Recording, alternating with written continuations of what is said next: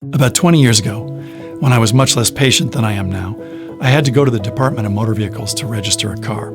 And like a lot of people back then, I'd had the experience of waiting in the wrong line, having to wait in a completely different line, only to discover I had the wrong paperwork to begin with. And I was moaning about it, and a friend said to me, "Oh, you need to go to the DMV." And I was like, "Really? That's like an hour away." And she said, "No, trust me, it's different." So I diligently put my packet of documents together and I made the trek.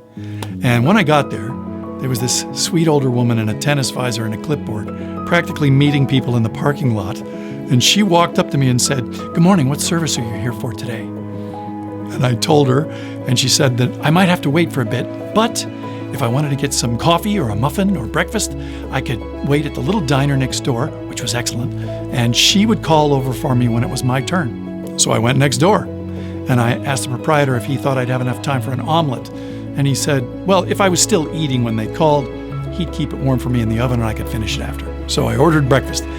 And about 2/3 of the way through, sure enough, the phone rang and he answered it and said, yep, they were ready for me.